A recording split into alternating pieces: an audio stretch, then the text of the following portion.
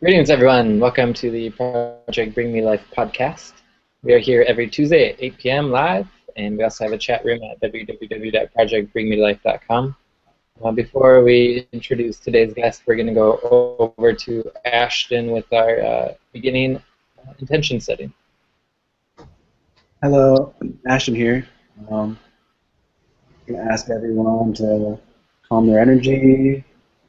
If you feel like it, close your eyes, focus on your breath. We're just going to bring our awareness into our body, ground what I would like to call our soul light into our physical vessels, and feel your energy from your head to your toes. Focus on your breath. Hold that at the top. Slowly let it out. Now what we're going to focus on, we're just going to focus on the intention and the following. Most of the time, what's blocking us in our lives is our own thoughts, our own beliefs, our own energy in regards to manifesting what we want or being stuck in a situation. So the more we just allow life to be as it is and allow it to unfold without our mental projections, which tend to limit ourselves, we're just going to also continue to focus on your breath, and then we're just going to step away from a moment from our mind and bring our attention into our heart. A few more deep breaths. Continue to allow whatever comes up. Don't look at it as good or bad, just have a neutral perspective on everything, and in the realm of the heart, the mind doesn't really play a role. So let it be, in a sense, whatever it is that arises.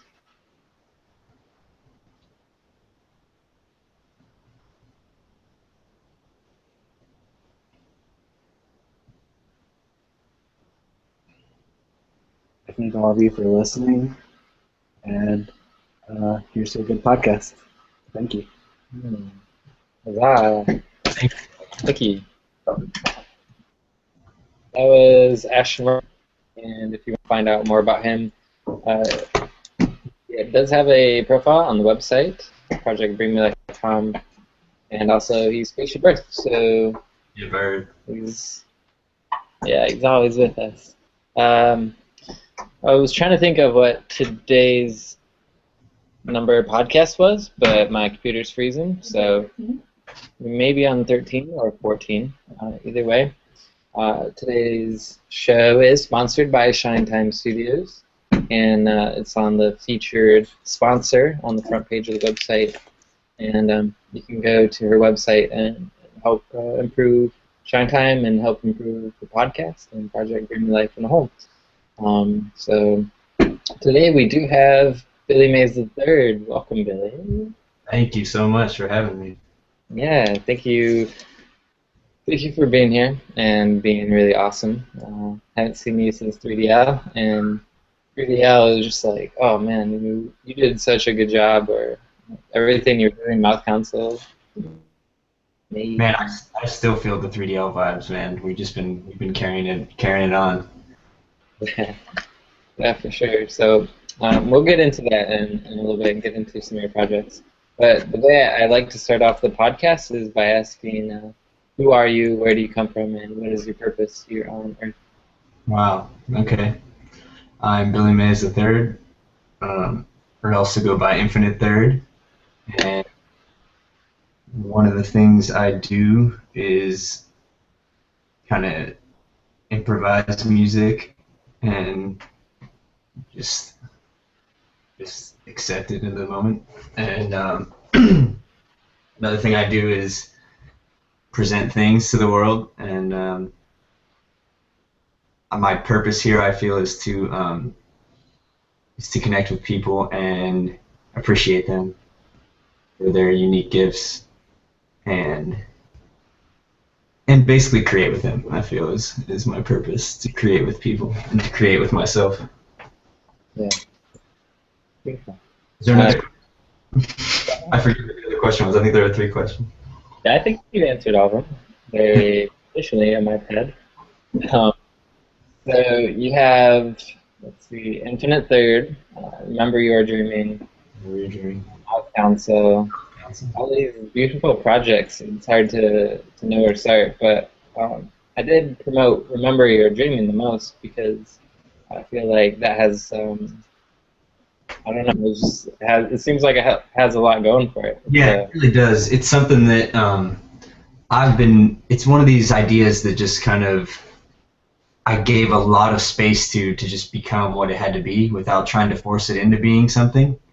And I would say it's been about a year and maybe a year and a half in between there since that like phrase kind of started being what it's called, whatever this thing is. And for a while I was just kind of playing with it and making things based on it and talking about it.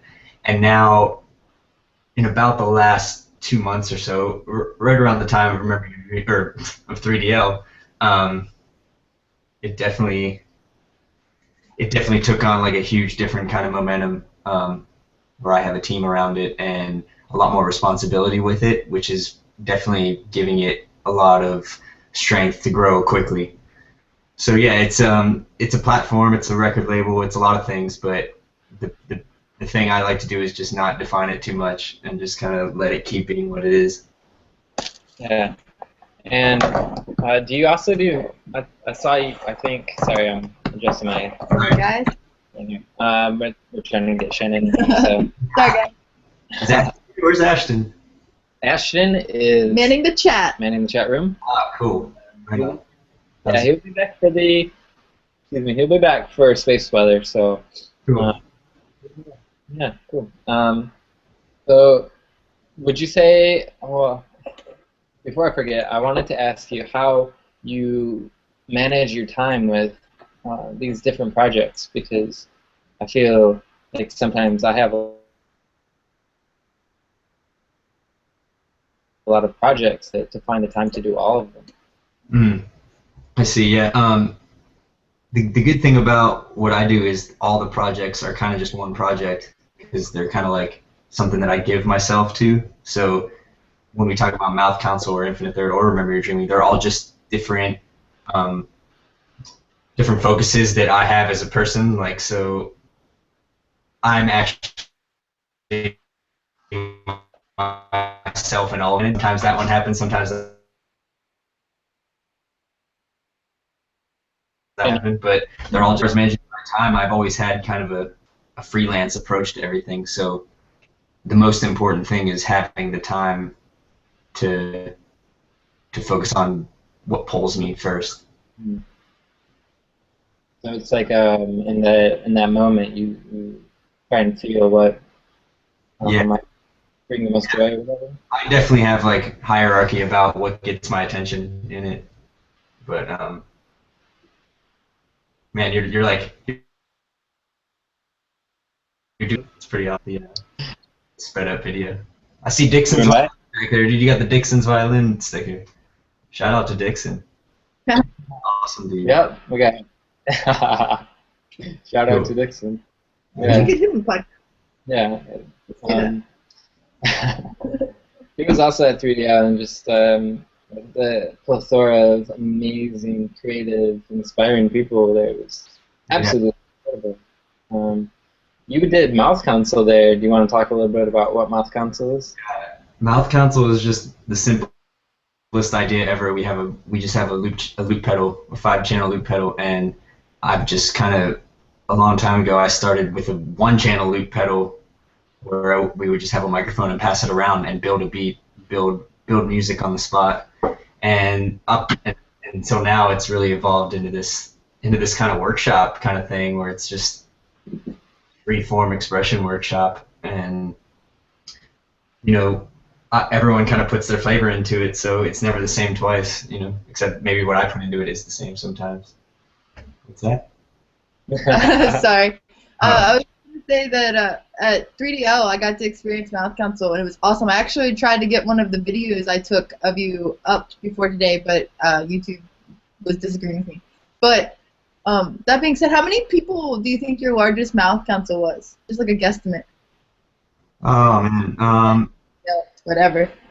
I try to keep it to like 8 people at the most, but there have been times where I've tried to manage one with like 15, 20 people, and it takes on a whole chaos that is kind of fun that you really just can't control.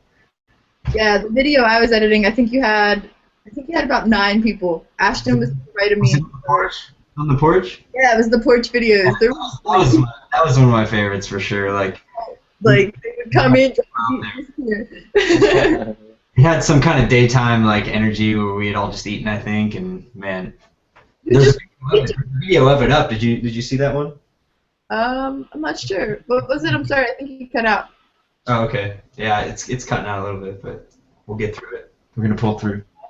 I didn't hear what you said, but I know it was the one on the porch was one of your favorites. You'd actually just worked the kitchen. We have a picture of you working hard in the kitchen. Yeah, I saw that. That was a nice photo. Yeah, good moment. That was awesome. What's that? You still offered to go and cook for other people after standing there, so good job. Yeah, gotta be service, you know, be of service. Definitely. I feel like that was a very inspiring moment to me too, and I was like, man, Billy Mays is amazing, dude. I've never heard that before. Billy Mays is amazing. Come on now. Can I put? I have this thing up here on the Google Hangout where I can put like a crown on me. Can I do that now? Yeah, and save the mustache for later though. The mustache. Yeah. Mustache later. Something later. Yes. So you also did you do Infinite Third. You play in the band for Infinite Third. Yeah, Infinite Third is that's like if I had a hierarchy of the projects, that's the closest and the most intimate one. That's just my like another thing that over the years I never tried to make into something specific. I just named it Infinite Third, and then knowing that could be anything that happens pretty much in this. You know, mainly it's guitar based and some beats and stuff, but I had no idea that it was going to become this like this ambient drone like improvisation kind of moment on stage, and that's what I love about it, is that I couldn't have planned it that way, so I get to kind of just be surprised by it every time it happens anyway. So that's why I feel like that one has the most history in the momentum of all of them, because it's like this special expression to me. Yeah. Beautiful. And are there other people who perform with you all the time as Infinite Third? No. Every once in a while I have a drummer or something come and jam with me at the end of a set or something like that. But I've kept it pretty much to where I can pull it off by myself, and I prefer that. You know, for traveling and for many reasons. But and to keep it that intimate experience where, you know, I can kind of change my mind as I'm going, and sometimes I have a plan, sometimes I don't, but even if I have a plan, I can just change it in the middle of it. So but it gives me freedom. You actually handed me a really cool little USB drive at 3DL. Did you make all the samples and everything that's on that? Say that again? You handed me like a really cool little flash drive at 3DL. I have one right here actually. I give you. Yeah. Before anybody says anything, I want to say if you have a chance to win one of these flash drives, just send a email to the Facebook page of Project Bring Me Life, and whichever one we choose, we'll That's good. Hey, I'm excited for that. I just wanted to throw some shameless plugins real quick. Good job. Yeah.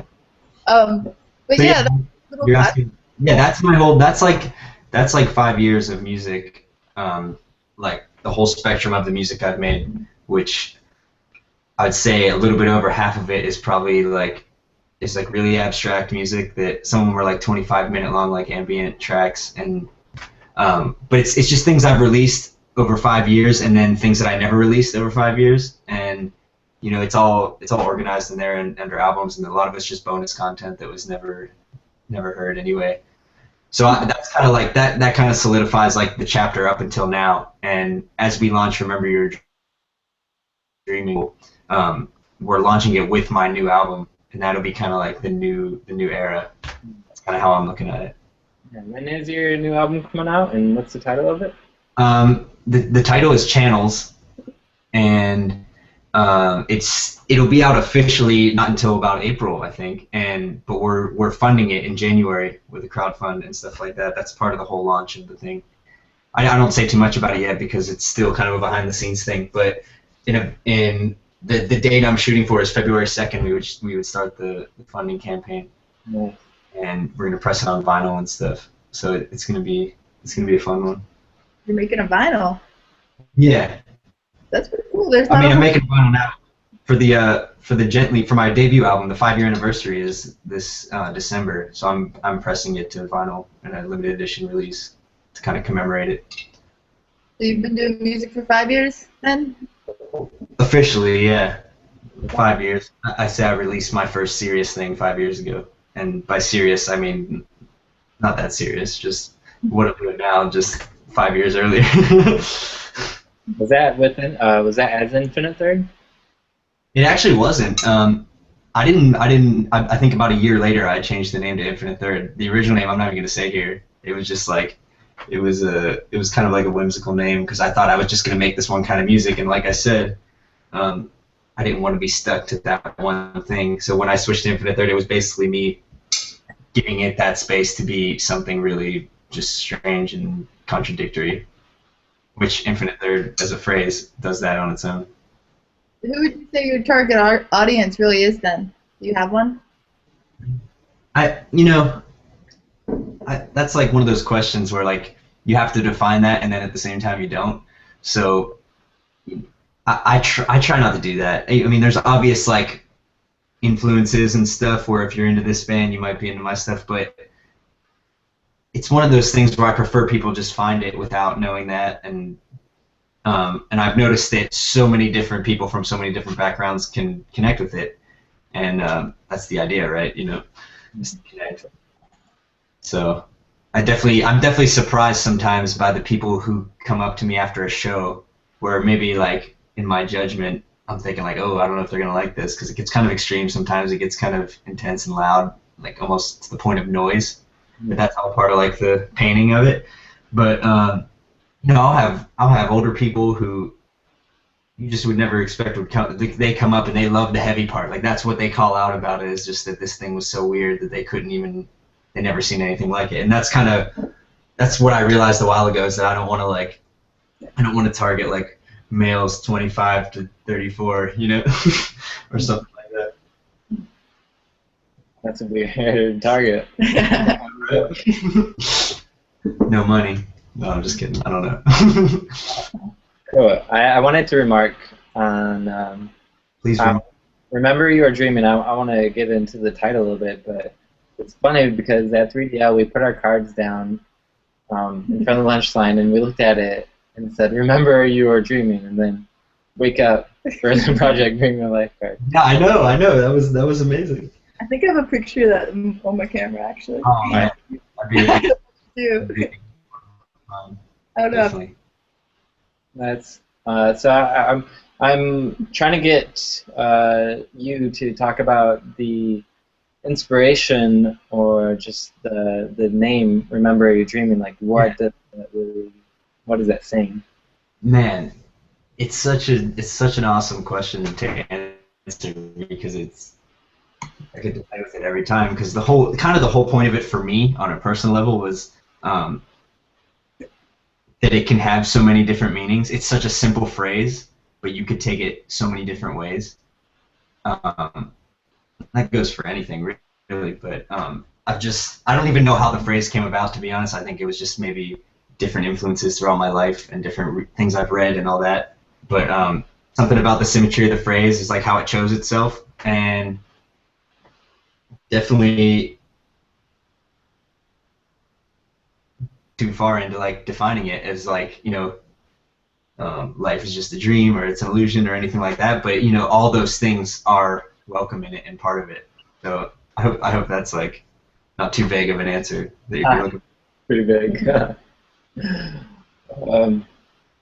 I guess I'm trying to use that as kind of like a leeway into something that you may call spirituality or enlightenment or anything like that. I wanted to get your story of awakening.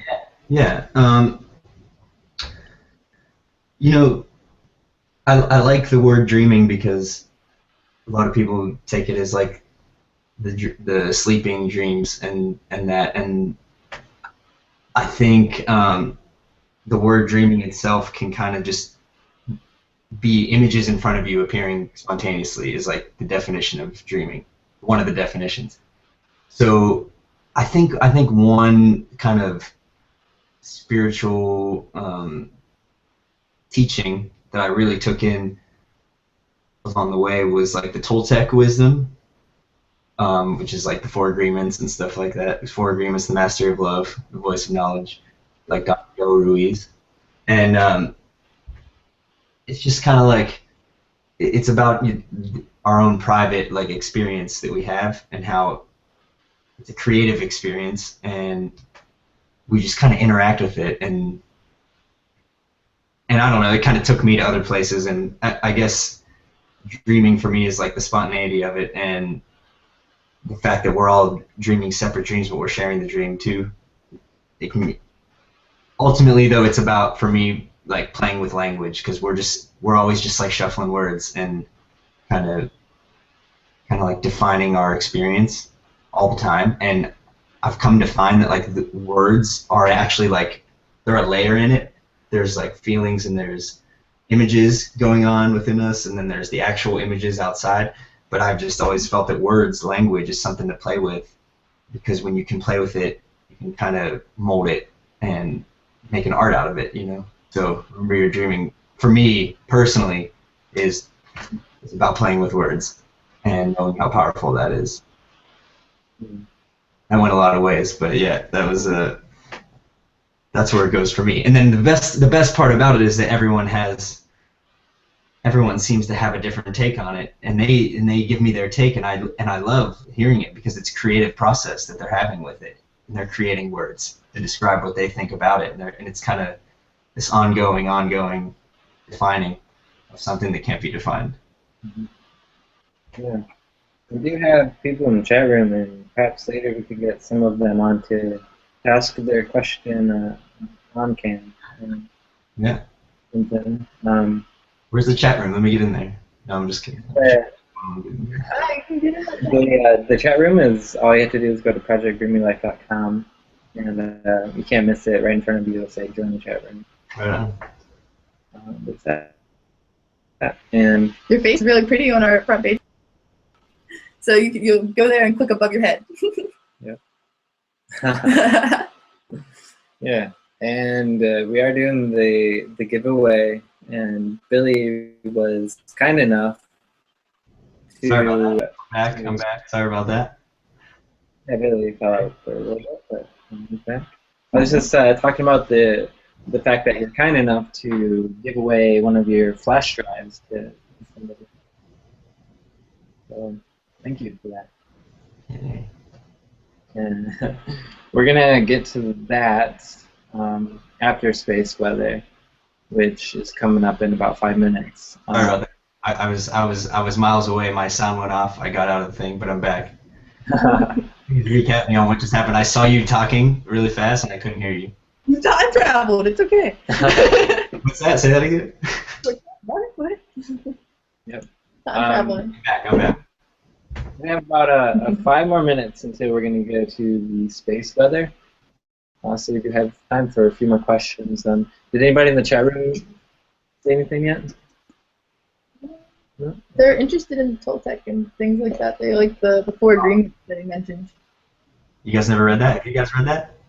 I read the Four Agreements. I actually really love that book. I don't think I have. The Master of Love, The Voice of Knowledge, very good books by Don Miguel Ruiz. And what's awesome about it is his son is actually of the age now where he's writing his own interpretations of the Toltec teaching that he learned from his father. So he's he's kind of using his own words, which is how they that's all they really talk about, is like, using your words and being impeccable with your word. Be impeccable with your word is like the third agreement or something. So it's really interesting to watch, like, literally a family passing down knowledge over the ages, and it's really solid, not absolute, like very, very flowing and spacious teaching that, it's not like the Bible where there's like definite things that people try to use. It's almost built sparse enough that you can play with it. You can they kind of trust you to create with it. It's pretty beautiful. Yeah, what resonated with me a lot was be impeccable with your word. I feel that was a pretty heavy one. It is, I think, the third one, and I think it's also the longest chapter in the book, and one of the most important. It's about, being impeccable with your inner word, like the word against yourself, and never use the word against yourself or against another, Yeah. Or to, kind of just like know when to speak and know when not to speak. I like that a lot. Know when to speak and know when not to speak. I'm just not going to speak. Good. No. Man. So we talked about mouth council. We talked about infinite third. We talked about remember you're dreaming. Were there any other projects or anything else that you wanted to know? Well, probably the most efficient thing I have in my life is the fact that those three things, those fractal within of projects and of collaborations and stuff. So it's really simplified everything to where I know which direction I'm focusing in, but the beautiful part is they're infinitely deep to where there's never a shortage of projects within Remember Your Dreaming, videos, albums that we're working on for next year. I have a lot of awesome artists that we're working with, and pretty much every day I'm just kind of driving forward what I can, and just it's just how I have to work. I can't really put too much of a parameter on it, but I have to have like a healthy boundary around it, if that makes sense. That I can kind of play freely within that healthy boundary. So yeah, so like really that's my life is Mouth Council, Infinite Third, and Remember You're Dreaming, and the infinite things that those all entail. Is there a website for Mouth Council that people can plug in? Mouthcouncil.com, just kind of simple website with some recordings, and a couple from 3DL actually. That was recorded by Paul from Shift. You meet Paul at 3DL? Shift.is. Not Paul Kellogg, is it? No, Paul Luminari. He might be watching right now. Who knows? Yeah, he kind of he recorded a bunch of them. We got some great recordings. But yeah, there's a SoundCloud for Mouth Council that I just try to, any ones that I happen to capture, I try to cut them up into like songs and post up there. So that's ongoing. I'm always doing that, and I'm always bringing Mouth Council to wherever. You saw how it was, and it's very loose. In the beginning, I tried to make it a little bit formal and host it as a workshop, which I still do. But some situations, like most of 3DL, was just like, where are we going to go? Where are we going to do it? And then we did it. And somebody always wanted to do it and be a part of it, too. You had a couple followers that were all about it. And that's what's powerful about Mouth Council is it's all of us, It's not just me. Oh, that was a USB. It just fell off. That was fun. You're there. He's like, just do it. Right. Yeah. Do you ever use your samples from Mouth Council and your other music? No, but the fun thing is, currently, we are planning a big Mouth Council mixtape that I want you guys to be a part of. We're really just over the next 6 or 7 months collecting mouth samples. Where me and a few of my friends beatbox and stuff. So we're going to be starting with that a lot, but basically making produced beats, but it's only going to be mouth sounds. And my plan for it is to do like a sort of hip hop mixtape, to where we just make a bunch of beats and then have rappers rap on it and release it as this Big Mouth Council mixtape in the summer of 2015. Oh man, I'm gonna start recording samples every day. Yeah. I do. I do. You know, have you guys be a part of it. Yeah, that'd be so cool. Yeah, we're gonna do together now. But before I do, I just want to say that you're very inspiring to me. And Thanks, Mike. You guys are doing great things, man. You guys are doing great work, and you guys inspire me. Oh, thanks. I'm glad to be here. During space weather, I would like if people would send in those questions so that we can do the giveaway too. Let's see. Wait, I might sound dumb, but are you saying Spaceland? Space weather. Hey, so you guys, like, I'm new to this, so you guys gotta be slow for me. I don't really know what we're doing. Yeah, you're cutting up too, but we do space weather. We're gonna tell you about space and what's going on. Yep. Oh yeah, let's do it. So Ashton, did you want to go first? Okay. I'm gonna trade Ashton spots.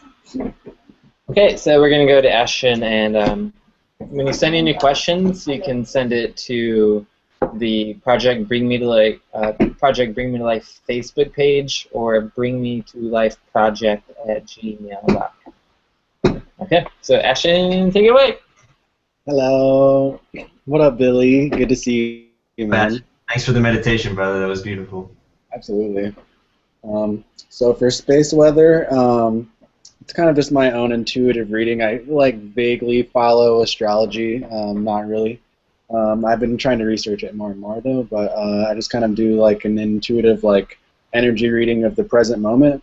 Kind of heard you can't really predict the future, you just kind of like are reading the energy of the moment at the time.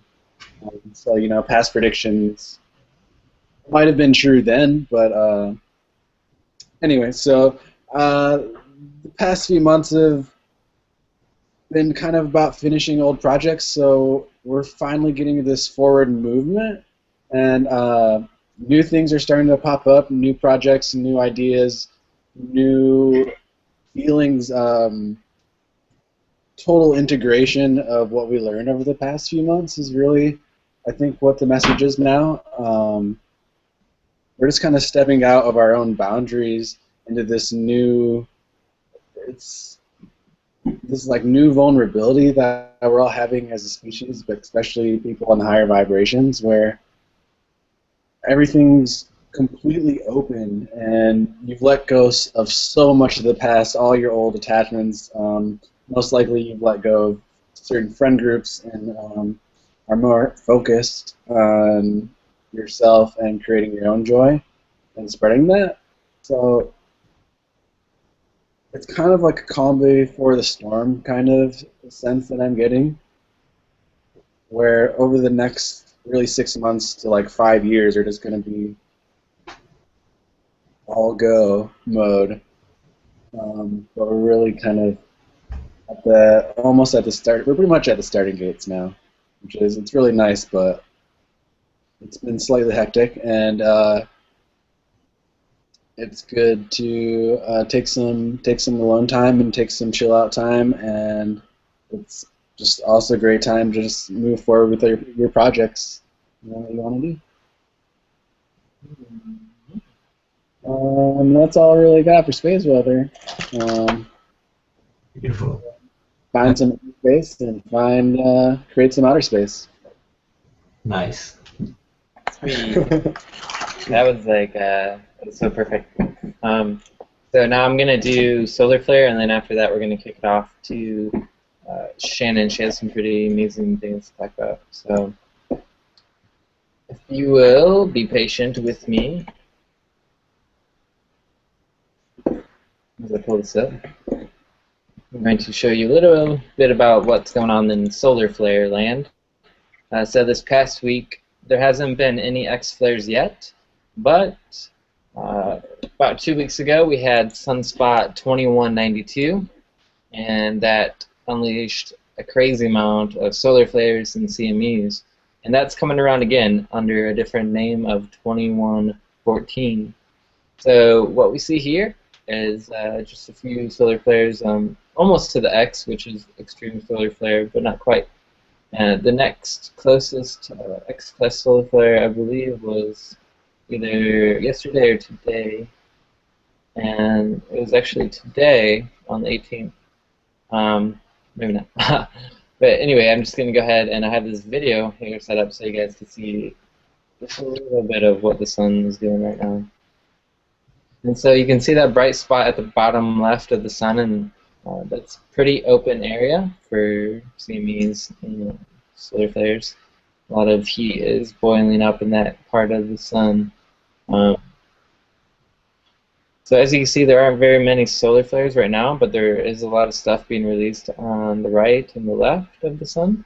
And there's this dark spot right here, and that was probably the biggest solar flare of the week, and that happened earlier today. And it's about 8 minutes for that to come to Earth. So expect some consciously heavy energy to come into your mind, possibly some divine energy coming in pretty strongly. Just try to be open to it and accepting of it and non-judging of it. That was my update, and now we're going to go to Shannon. Alright. So I usually cover the moon, and I will. But I also wanted to comment on the fact that we landed on a comet this past week or so. The Philae, which was attached to the Rosetta mothership, actually broke away from the mothership that it's been attached to for the past decade, and decided that through Europe work, pretty much, Europe decided they were going to send a satellite to probe the comet, and it landed about 3:30 a.m. on the 12th, after it was dropped at an exact point so that it could land because the comet was spinning.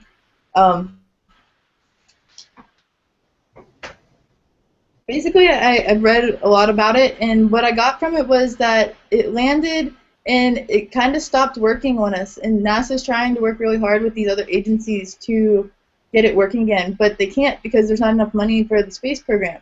They spent 1.4 to 1.5 billion between various agencies, according to the ESA website, and though we landed, we don't get to use it for the research that we want to because we spent 10+ billion in just the last year on wars and a bunch of other things that just kind of depleted our efforts towards moving forward. And I just kind of wanted to comment on that before I went to the moon, because I think that it is important to humanity that we did that. And pretty much in other news, the moon is at 12% full at a waning crescent. So people, like Ashton said, people are probably more in themselves and trying to look for the personal time, because towards the new moon we tend to really just want to be alone and allow ourselves space for new creation and new feelings to come in. Where at the full moon we're all real hyper and excited, and everyone gets a little crazy because the atmosphere, the area around you is just full of light. Where when the moon is new, it's dark, and people just kind of want to hide within themselves and search for something to light themselves up rather than outside. So that's my weather update. Cool. The Philae, Yeah, I think it's how it was pronounced. it had to land at 3 different times before they got it to fully touch down, and that was because it bounced when it hit. Yeah, the battery, the reason they can't use it right now is the battery actually pretty much died and exploded when they landed because they had to bounce it off, because something about the last part of the budget was to go towards the battery supply, which sounds ridiculous, and as well as the legs for it, but the actual building of it was to make it the way it looked, so it looked fancy, was what most of the budget went towards. So I think, Shannon, are you going to do a card reading? If you can put my cards up for them. Get back to Billy. Okay. And if you haven't sent in a question, send us in questions, because I'm going to check that as soon as I'm done this card reading. Yep, those are your cards. Awesome. So You ready for a card reading, Billy? Yes, I so am. Awesome. Well, I did this week's reading from an angel deck. Pretty much, they're asking us to take a moment to reflect on our pasts and use it for creativity. And I think that touches a lot with like what's happening with the solar weather and the moons and everything. We just kind of need to take that time and look within ourselves, because we may be having what seems like a rough week or a slow week, or just kind of feeling like we're trapped in old news and we want to just move forward. But right now is actually a time of just, like Ashton said, growing our projects and like staying stable in what we are. And the 6 of water and 8 of air represent those feelings. The angels just want us to remember that our past make us who we are, especially if we don't live and learn and then let go. So we need to try to heal some memories that may be slowing us down in our present life. And just let go of hurtful memories from childhood or even just recent past, so that new feelings can be let into our hearts. And living with fear or even regret from past can really slow our growth and creativity in the current day and age. And with everyone trying to create things at such a rapid speed, we just have to let go of the old, because the fear is what's holding us all back. The 3 of earth shows us that creativity is dying to show itself. So we're all kind of feeling a slight creative block, but we're trying to like move past it full speed. And we're capable of a very high quality of work, because this card really shows that and mentions that in its meaning, whether it be through music, art, food, or just anything and everything pretty much. Creativity is just how we're going to grow as a collective, and we must all continue to grow and create new beautiful things to experience it with and for each other. But with these cards all showing themselves together for such an open reading, we should just know that it's a time that we're all collectively reflecting as well. To remember in your daily life that those around you are also going through this, even if they have different ways of showing their struggle, they still have a struggle of life, and that it's just pretty much important to be loving and not only talk about your own problems to other people, but listen to others, because synchronicities are like happening so much that we may just be supposed to learn something valuable from someone else's story. So instead of dwelling on what's bothering you, just listen outwards. But pretty much we're all in the game of life together, so we're going to walk each other home while learning from all the mistakes. Take some time to reflect it all week until the moon decides it's going to show itself again next week. And just release all that no longer serves you and open up to new experiences, friendships, feelings, and everything, so we can replace the hurtful ones and just stop allowing yourself to feel trapped. But I will also be doing this all with each of you, as well as growing and opening space for anybody who wants to touch more on this week's reading. And I want to try to get into doing more personal readings again, so if you're interested, you can contact me via email or Facebook. I have a spirit guide page, and I know Celo's been doing meditations, and his spirit guide page is just as open. So find out more information, you can contact us, and we're going to go back to podcast now. Thanks for that.